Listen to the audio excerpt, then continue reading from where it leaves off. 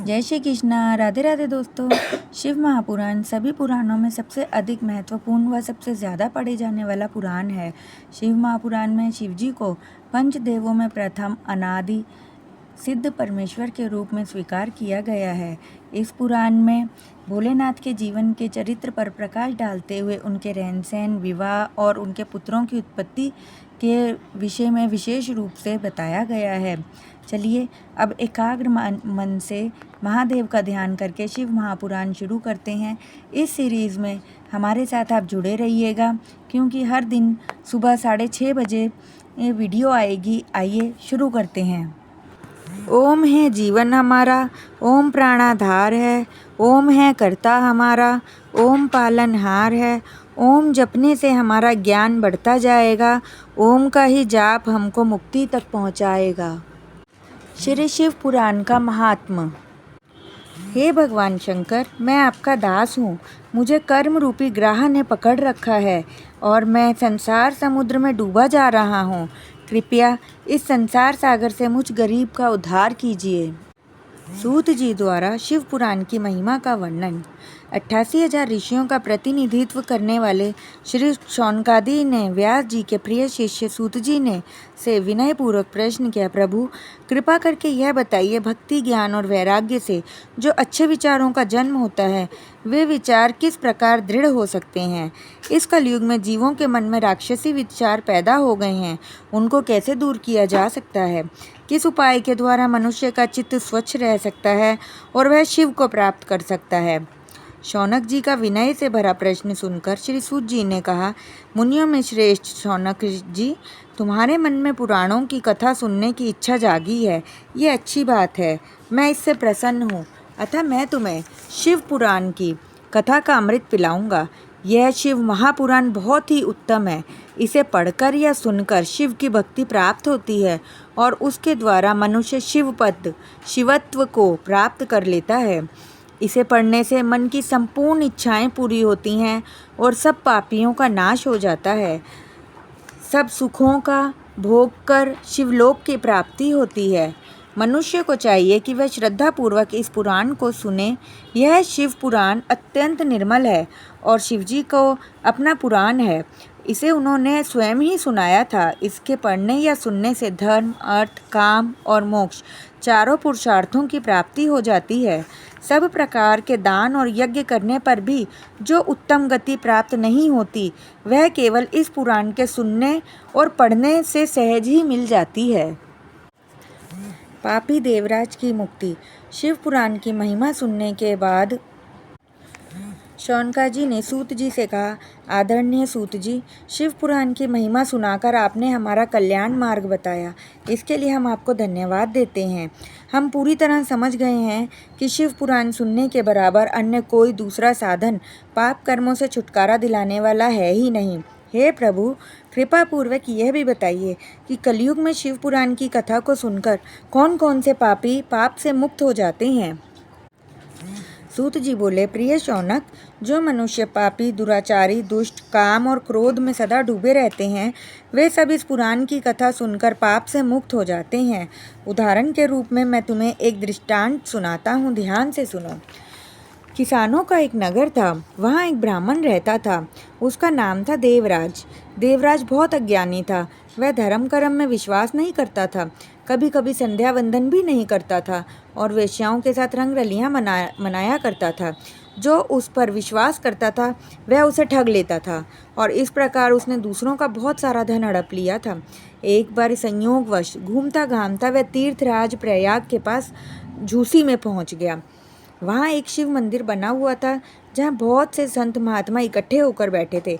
देवराज थका हारा था, इसलिए उसे बुखार आ गया और वह उसी शिव मंदिर में ही ठहर गया। जब ज्वर अधिक हुआ तो उसके शरीर में दर्द होने लगा। मंदिर में एक संत ब्राह्मण शिव पुराण की कथा सुना रहे थे।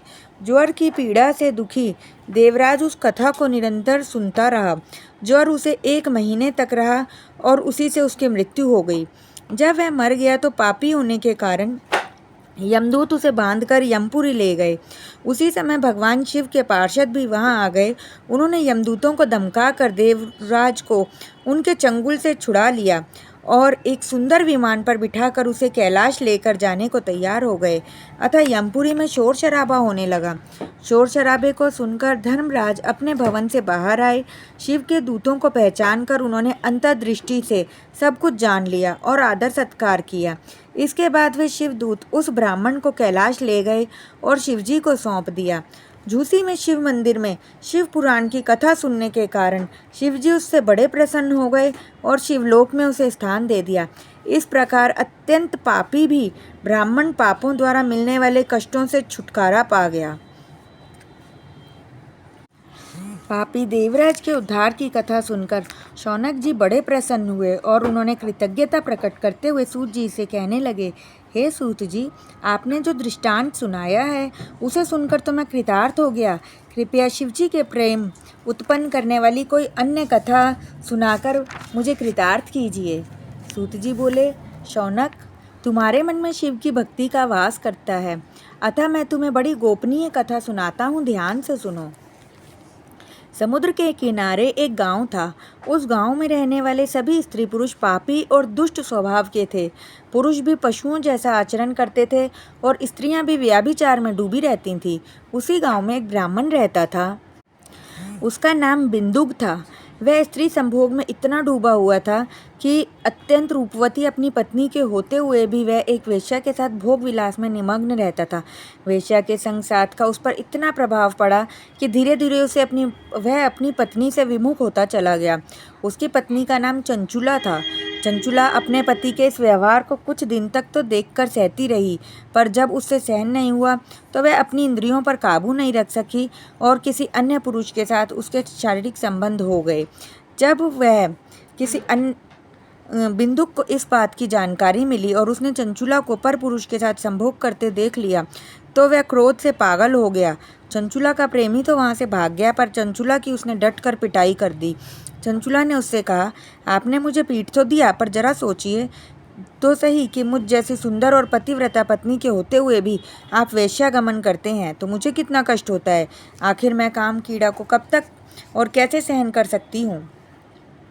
पत्नी की बात सुनकर मूर्ख बिंदुक बोला, बात तो तुम्हारी ठीक है, अब तुम पर पुरुषों के साथ खूब ऐश उड़ाओ और उनसे धन ऐंठो और उसी धन से हम दोनों का लाभ होगा। पति के निर्देश के अनुसार वह भी अब इस मामले में स्वतंत्र हो गई और इस प्रकार दोनों ही कुकर्म करने लगे।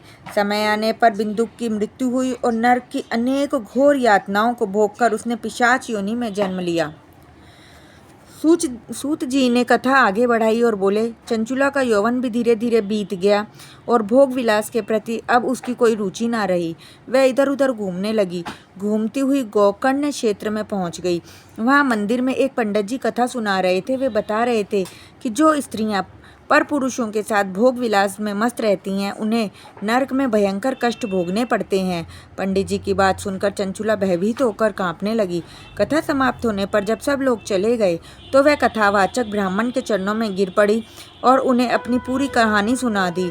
उसने ब्राह्मण से कहा, आप संत हैं, विद्वान हैं, कृपया करके मेरे उद्धार का कोई उपाय बताइए ताकि मैं दुख कलेश से मुक्त हो जाऊं। ब्राह्मण ने कहा, ब्राह्मणी, शिव पुराण के सुनने से तुम्हारी वृद्धि निर्मल हो गई है और अपने घृणित कर्मों के प्रति पश्चाताप कर रही हो। उसी शिव पुराण की कथा सुनकर तुम्हारा उद्धार हो सकता है। जिस पर भगवान शिव की कृपा हो जाती है उसका मन स्वच्छ हो जाता है और वह उस मुक्ति को प्राप्त कर लेता है जिसकी प्राप्ति देवताओं के लिए भी संभव नहीं है। अतः तुम्हारे कल्याण का एक ही उपाय है कि तुम शिव महापुराण की कथा सुनो। ब्राह्मण की सलाह का चंचुला ने बहुत आभार माना और उसने शिव पुराण की कथा सुनने की प्रार्थना करी। ब्राह्मण ने उसका अनुरोध स्वीकार कर लिया और विधि विधान के अनुसार एकाग्र मन से चंचुला को शिव पुराण की कथा सुनाई। शिवजी के ध्यान में मग्न वह पूरी तरह डूब गई और उसी स्थिति में उसका प्राणांत हो गया। उसने शिवलोक में पहुंचकर पार्वती और शंकर के साक्षात दर्शन किए। उसकी श्रद्धा और भक्ति से प्रसन्न होकर पार्वती जी ने उसे अपनी सखी बना लिया। कुछ समय बीतने पर एक दिन चंचुला ने भगवती पार्वती से कहा, माँ, भोले शंकर की कृपा से मेरा तो उद्धार हो गया, पर ना मालूम मेरे पति बिंदु की क्या दशा हुई होगी और वह कहाँ होगा। पार्वती ने उसे बताया कि बिंदुक नरक के अनेक असहनीय कष्टों को भोगने के बाद इस समय पिशाच योनि में पड़ा हुआ अपने पाप कर्मों का फल भोग रहा है। यह सुनकर चंचुला बेचैन अनुभव करने लगी और याचना भरे स्वर में पार्वती जी से अनुनय विनय करने लगी, हे माँ, कृपया किसी प्रकार मेरे पति को पिशाच योनि से मुक्त करने की कृपा कीजिए। माता पार्वती ने तुम्बरू नामक एक गंधर्व को बुलाकर कहा, तुम विंध्याचल पर पिशाच योनि में पड़े बिंदुक को शिव पुराण सुनाकर उसका उद्धार करो। शिव पार्वती जी की आज्ञा से तुम्बरू विंध्याचल पर गया और पिशाच को बलपूर्वक अपने पास बिठाकर शिव पुराण की कथा सुनाने लगा। शिव पुराण को सुनने के लिए और भी बहुत से श्रद्धालु आ गए। तुम्बरू ने शिव कथा सुनाकर वे सभी कृतार्थ हो गए और बिंदुक भी पिशाच योनि से मुक्त हो गया। अब वह हर समय शिवजी की स्तुतियाँ पढ़ने लगा और गाने लगा। अपने प्रति उसकी ऐसी भक्ति को देखकर भगवान शंकर ने उसे अपना गण बना लिया। समय आने पर पार्वती की सखी चंचुला और शिवजी का गढ़ बिंदुक दोनों अत्यंत आनंदित हुए। श्री सूत जी से चंचुला और बिंदुक के उद्धार की कथा सुनकर शौनकाजी बड़े प्रसन्न हुए। उन्होंने श्री सूत जी से कहा, व्यास शिष्य सूत जी, आप धन्य हैं, आपने बहुत सुंदर कथा सुनाई है। कृपया करके शिव पुराण के सुनने की विधि एवं श्रोताओं के पालन करने योग्य नियमों को बताकर कृतार्थ करें, जिससे इस कथा को सुनने वालों को पूरा उत्तम फल मिल सके। सूत जी ने कहा, ध्यान पूर्वक अपने मन को एकाग्र करके यह कथा सुननी चाहिए। कथा शुरू करने से पहले गणेश जी का पूजन करना चाहिए और गणेश जी से प्रार्थना करनी चाहिए। वक्रतुंडम महाकाय सूर्यकोटि समप्रभा निर्विघ्नं कुरु मे देव सर्वकार्येषु सर्वदा। शिव पुराण की पुस्तक की भक्ति भाव से पूजा करनी चाहिए। इस तरह विधि पूर्वक नियमों का पालन करने पर शिव पुराण सुनने वाला यजमान सब प्रकार के कष्टों और आपदाओं से मुक्त होकर अपने जीवन को सफल बना लेता है। दोस्तों, आज की वीडियो में बस इतना ही। अब कल की वीडियो में हम यहीं से आगे कंटिन्यू करेंगे। आप चैनल को सब्सक्राइब कर लीजिए और नोटिफिकेशन बेल को ऑन कर लीजिए, जिससे आने वाली वीडियोस आप तक समय पर पहुंच जाएं। वीडियोस पसंद आई हों तो लाइक कीजिए, शेयर कीजिए और फैमिली और फ्रेंड्स के साथ शेयर भी कीजिए। तब तक के लिए हर हर महादेव।